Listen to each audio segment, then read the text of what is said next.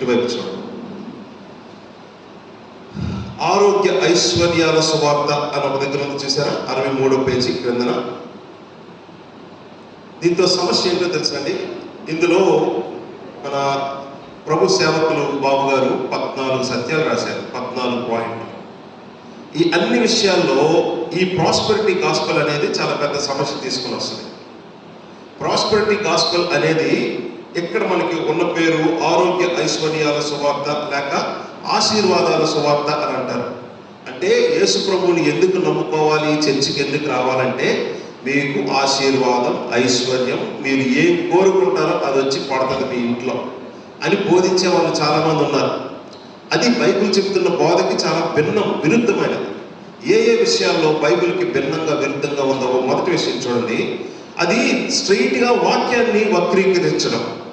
ఇదిగోండి, బైబిల్ వాక్యం ఏం చెప్తుందో, సువార్త సత్యం ఏం చెప్తుందో ఈ టీవీలో సూట్లు వేసుకొని కనిపించే అందరూ కాదు, బట్ చాలా మంది.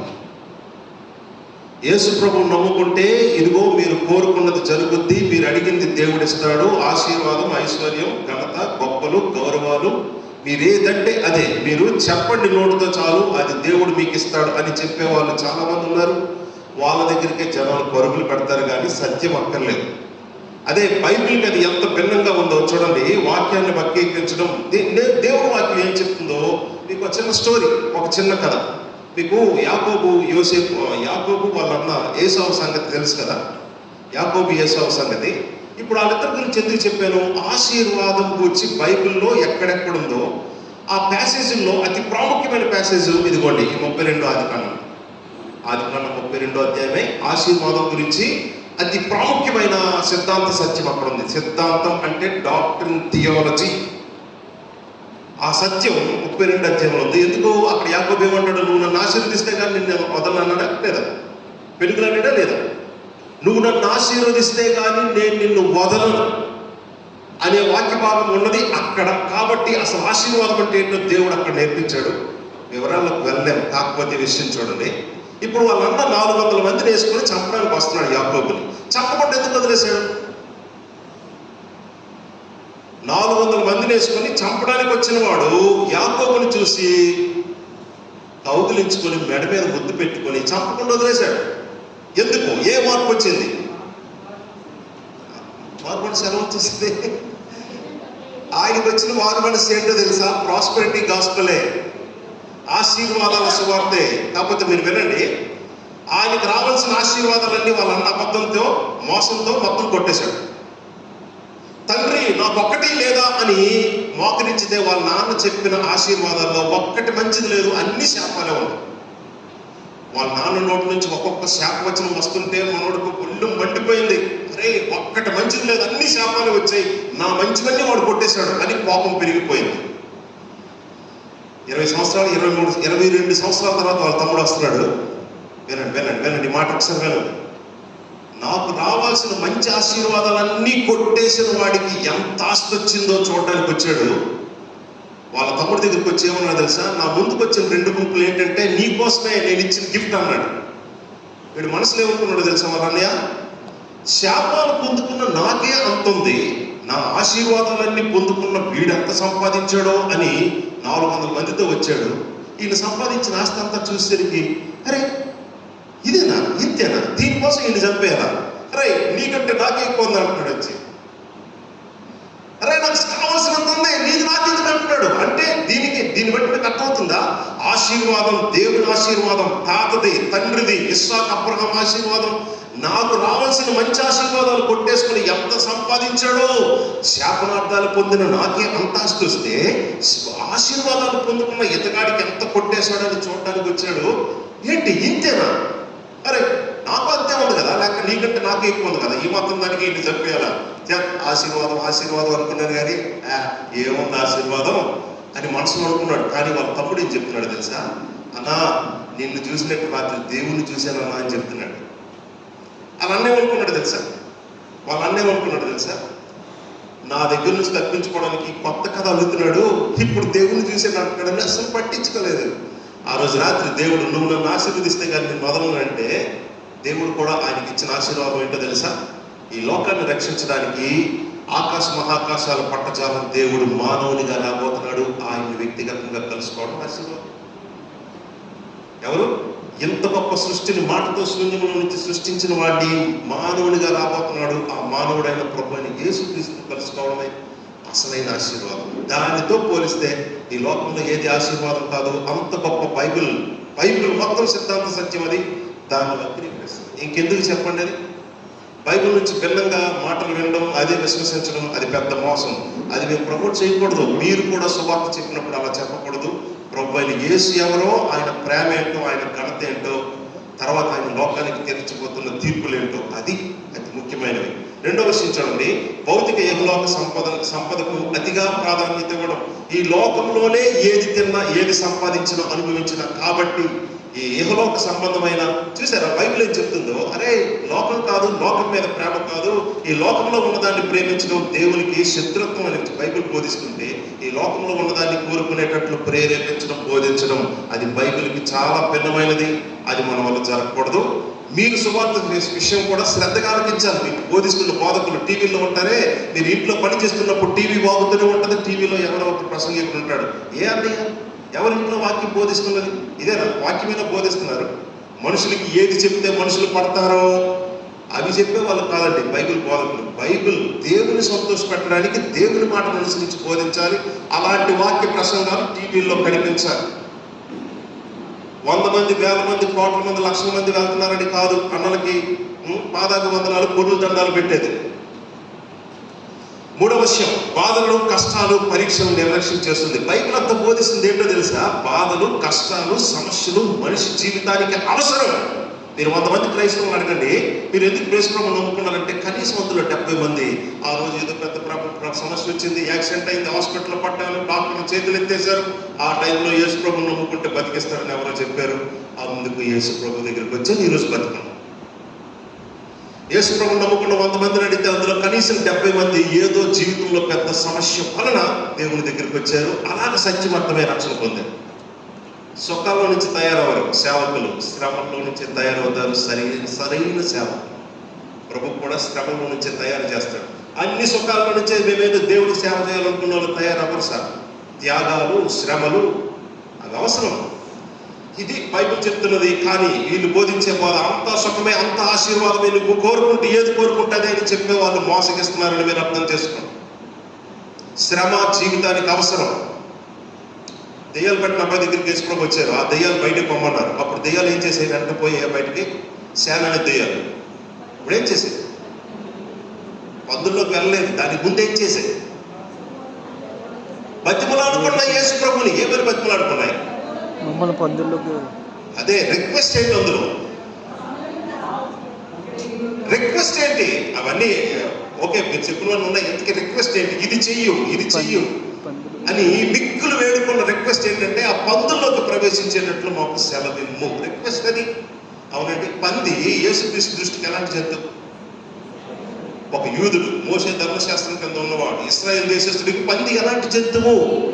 హేయమైన అపవిత్రమైన జంతువు. హేయమైన అపవిత్రమైన జంతువులు గెలుపవచ్చుగా. యేసుప్రభు ఒప్పుకోవాలా? యేసుప్రభుని అడగాలా? యేసుప్రభుని అడిగి పర్మిషన్ అడగాలి. అడిగినంత మాత్రాన్ని పందుల్లోకి వెళ్ళిపోయా?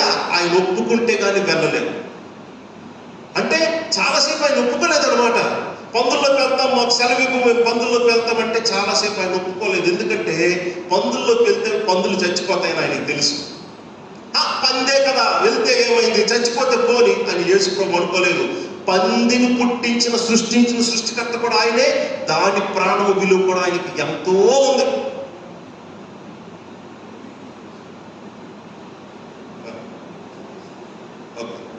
సార్ ఇది ఫినిష్ చేస్తా సార్. సరే, దీన్ని బట్టి నేనేం చెప్పాలనుకున్నాను తెలుసా? అపవిత్రమైన హేయమైన పందిలోకి ప్రవేశించాలంటేనే యేసు ప్రభు ఒప్పుకోవాలి. అలాంటప్పుడు ముందు మనుషులకు ఎలా వస్తాయి? అడగకుండా వచ్చేస్తాయా? ఆయన అనకుండా వచ్చేస్తాయా?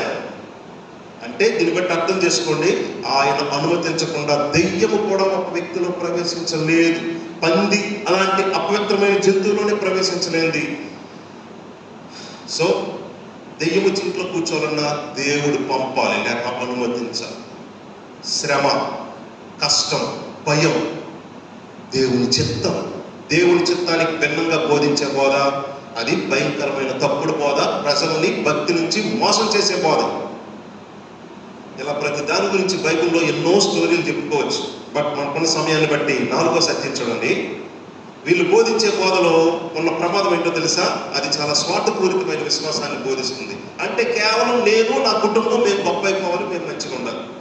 అది స్వార్థం. బైబిల్ వాక్యం అలా చెప్పట్లేదు. దేవుని గూర్చి, ఇతరుల గూర్చి, దేవుడు ప్రేమిస్తున్న లోకం కోసం జీవించాలి, త్యాగపూరితమైన జీవితంతో జీవించాలి. అది భక్తి బైబిల్ బోధిస్తూ ఉంటే, కేవలం నేను, నా కుటుంబం గొప్ప అయిపోవాలి, అనుకున్నాం చనిపోవాలి అని బోధించేది సమస్య, ప్రమాదం. 5వ సత్యం చూడండి, నిరాశ. ఎంతసేపు నేను చెప్పండి సార్.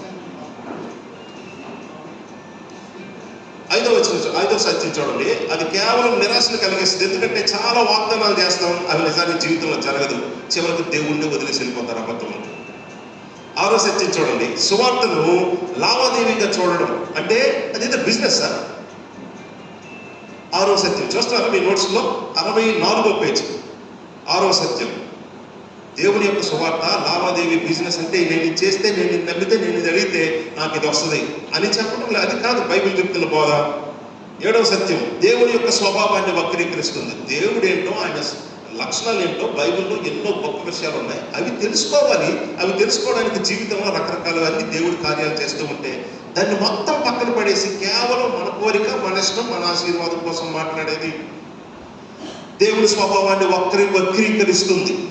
దేవుని యొక్క ఈ బయట వాళ్ళు చెప్పే ఈ ప్రమాదకరమైన సువార్త. 8వ సత్యం చూడండి, శ్రమలు, బాధలు, పేదరికం అనుభవించిన బైబిల్ ఉదాహరణలను విస్మరిస్తుంది. బైబిల్లో ఎంతో మంది గొప్ప గొప్ప భక్తులు ఎన్నో రకాల శ్రమల్లో పడ్డారు. అవన్నీ ఏంటి మరి? నువ్వు యేసుప్రభువు నమ్ముకుంటే కింద నుంచి మీద వరకు హల్లెలూయా అని బోధించే వాళ్ళు ఏం చెప్తున్నారు? మరి అదే నిజమైతే మరి పౌలు ఎందుకు అంత కష్టపడ్డారు? దానియేలు ఎందుకంత శ్రమలు పడ్డారు? ఏంటి మరి? 9, దురాశను మరియు లోకాశను ప్రోత్సహిస్తుంది. అవును, నువ్వు ఈ కారు చూసి ఈ కారు నా ఇంట్లో ఉండాలి ప్రభు అని అనుకుంటే నువ్వు లోకాన్ని ప్రేమించమనే మనుషుల్ని ప్రేరేపిస్తున్నావు, కానీ దేవుణ్ణి ప్రేమించాలి, దేవుని చిత్త ప్రకారం మన జీవితంలో జరగాలనేది ఎక్కడుంది? దేవుని చిత్తానికి చోటు లేదు. కేవలం మన చిత్తం, మన కోరిక, మన ఆశ. అది దురాశను ప్రోత్సహించేది. 10వది, శాశ్వత దృక్పథాన్ని నిర్లక్ష్యం చేస్తుంది. దేవుడు బైబిల్ గ్రంథాన్ని ఇచ్చిందే నిత్యత్వం కోసం. నిత్యత్వంలో నువ్వు దేవుడితో ఉండాలి, అది హై ప్రయారిటీ. కానీ ఈ ప్రాధాన్యతను కాస్త తీసివేసి నిత్యత్వ సంగతి తర్వాత, ముందు ఎక్కడ ఏమిస్తాడు అనేటట్లు మనుషులను ప్రోత్సహించడం, అటువైపు తిప్పడం, అది న్యాయం కాదు. గొప్ప ప్రమాదం ఈ బోధలో. 11వది చూడండి దయచేసి, మీ 65వ పేజ్ అండి, పేజ్ నెంబర్ మారింది. నిజమైన క్రైస్తవ శిష్యత్వాన్ని బలహీనపరుస్తుంది. అసలు ప్రభు బోధించింది ఏంటి, లేక ప్రభు ఇచ్చిన పిలుపేంటో తెలుసా? మీ సిలువను మోయమని, సిలువెత్తుకుని నన్ను వెంబడించమని ప్రభు పిలిపిస్తే ఆశీర్వాదాల గురించి మాట్లాడటం ఏంటి? అంటే ఆశీర్వాదం లేదని కాదు, ప్రభు అయిన యేసు క్రీస్తు కోసం సిలువను ఎత్తుకోవడమే అసలైన ఆశీర్వాదం. దేవునికి యేసుక్రీస్తు కంటే లోబడిన వ్యక్తి ఇంకొకరు లేరు. 100% విధేయత చూపిన మనిషి ఒకే ఒక్కడు చరిత్రలో ఉన్నాడు, ఆయన యేసుక్రీస్తు. మరి ఆయన జీవితానికి సిలువ వస్తే మనకు బంగారు కిరీటం ఎక్కడి నుంచి వచ్చేయాలి? ఆయనకి కిరీటం ఏది? ముళ్ళ కిరీటం పెడితే మనకు బంగారు కిరీటం వచ్చేయాలని లోపం అనుకోవడం, అది ఎంత భిన్నమైన బోధ మీకు అర్థమవుతుందా? సో దేవుని యొక్క ప్రభు యొక్క పిలుపు, సరైన శిష్యత్వం, అది యేసుక్రీస్తు పోలినది. క్రీస్తు వీళ్ళు చెప్పే బోధలాగా లేరు. ఆయన పొందాడు కాబట్టి మనం పొందకూడదని మాట్లాడతారు. అది నిజం కాదు, బైబిల్ అలా చెప్పట్లేదు. 12వది చూడండి, పాజిటివ్ థింకింగ్ లేక సానుకూల ఆలోచనలకు దేవునిలో విశ్వాసానికి వ్యత్యాసం చాలా కన్ఫ్యూజ్ చేస్తుంది. ఈ మాటకు అర్థమేంటి తెలుసా అండి? మీరు అప్పుడప్పుడు యూట్యూబ్లో కనిపిస్తే ఏంటో తెలుసా? నీవే గొప్ప శక్తివంతుడివి, నువ్వే గొప్ప జ్ఞానివి, నీలోనే అంతా ఉంది, నీలోనే ఉంది అంతా. నువ్వు మంచిగా ఊహించుకోవాలి, మంచిగా చెప్పుకోవాలి. పడుకునే ముందు 10 సార్లు నువ్వు సూపర్, నువ్వు అద్భుతం, నువ్వు అంతా ఇంత నీకు నువ్వే చెప్పుకోవాలి అద్దాన్ని చూసి. ఇదంతా దేవుని యందు విశ్వాసాన్ని బోధించట్లేదు, నీ యందు విశ్వాసాన్ని బోధిస్తుంది. చూసారా? దేవుని నమ్మండి అని బైబిల్ చెప్తుంటే నిన్ను నువ్వు నమ్మని పాజిటివ్ థింకింగ్ పేరుతో లోకంలో మోటివేషన్ స్పీకర్స్ చేసే పని చూసారా? వాళ్ళకి దేవుడు తెలియదు కాబట్టి, అలాగే దేవుడు తెలియదు కాబట్టి నిన్నైనా నువ్వు నమ్ముకొని చెప్పడం వాళ్ళకి ఓకే. కానీ క్రైస్తవ బోధకులు అలా చెప్పడం, అది అంత మోసం మీకు అర్థమవుతుందా? ప్రభువు నమ్ము, నువ్వు జీరో, నథింగ్. బట్ నీవు ప్రభు అయిన యేసుక్రీస్తు విశ్వాసం ఉంచితే నీకు సమస్తం సాధ్యమని ప్రభు మీద, దేవుని మీద విశ్వాసాన్ని బోధించకుండా నీలోనే ఉంది, నువ్వే అంతా, నీకు ఏదైనా సాధ్యమే అని చెప్పడం మోసగించడమే. చివరికి వచ్చేసాం. 13, 14 దయచేసి చూడండి. దేవుని కృప యొక్క అవసరతను తగ్గిస్తుంది, మానవ ప్రయత్నానికి ప్రాధాన్యత ఇస్తుంది. అవునండి, బైబిల్ అంతా బోధించేదే దేవుని కృప యొక్క ప్రాధాన్యత. ఉచితంగా ఆయన కృప చెప్పున మనకి కార్యాలు చేస్తాడు. అలాగే దేవునికి మహిమ చెల్లిస్తాం. అరే, నా దగ్గర చూసి చేయడానికి నా దగ్గర ఏ మంచి కార్యం లేదు, అయినా దేవుడు నా ప్రార్థన ఎలాగా ఆలకిస్తున్నాడు అని దేవుని పట్ల కృతజ్ఞత భావం రావాల్సింది పోయి చేసి ఏం చేస్తున్నాడు చూసారు? కేవలం కృపను తగ్గించి నీ సొంత ప్రయత్నాన్ని లేక నువ్వు సొంత చూస్తారు. ఈ మాట చెప్పాలి ఈ టైంలో, నీ ప్రార్థనే దేవుడు అన్నట్టు చూపిస్తారు. నువ్వు అడుగు, నువ్వు చెప్పు, నువ్వు నోటితో చెప్పు, నీకు ఇలా జరిగిపోతుంది అని చెప్పడం మరి దేవుడు ఎందుకున్నట్టు? 14 చివరి పాయింట్ చూడండి. ఇహలోక సంపద కోరికలు విగ్రహాలు అవుతాయి, అందులోనే తృప్తి పొందాలని తపన ఉంటుంది. చూసారు, ఈ ప్రాస్పెరిటీ గాస్పెల్ ఒక పెద్ద సమస్య ఏంటో తెలుసండి. ఈ ఇహలోకంలో అంటే ఈ లోకంలో ఉన్న ఏవైతే కోరికలు మన ఇష్టాలు ఉన్నాయో అదే మన హృదయానికి పెద్ద విగ్రహం అయిపోతుంది. అసలు దేవుడిచ్చిన ఆజ్ఞలకు ప్రధానమైనది రెండవదే, విగ్రహము రూపము ఏది నీ హృదయాన్ని క్యాప్చర్ చేయకూడదు, ప్రభు తప్ప. ఇది ప్రాస్పెరిటీ గాస్పెల్ 14 రకాలుగా మనల్ని ప్రమాదానికి గురి చేస్తుంది. దీని విషయంలో జాగ్రత్తగా ఉండి బైబిల్ ఏం చెప్తుందో, ప్రభు అయిన యేసుక్రీస్తు మీద మనకు ఉండాల్సిన ప్రేమ, దృష్టి, గౌరవం, భయం కంటే ఇంకా దేని మీదైనా తిరగడం, తిరిగేటట్లు ఒక బోధకుడు చేయడం అది ప్రమాదం. అది ప్రభువుకు నచ్చిన పని కాదు. ఈ సత్యాలు సరిగ్గా నేర్చుకుందాం. మనం సువార్త ప్రకటించినప్పుడు కూడా ఈ సత్యాలు, ఈ జాగ్రత్తలు, ఈ ప్రమాదాలు గుర్తించుకొని ప్రభువుని మహిమపరచడం. ప్రభు మనం ఆశీర్వదించుకుంటాం.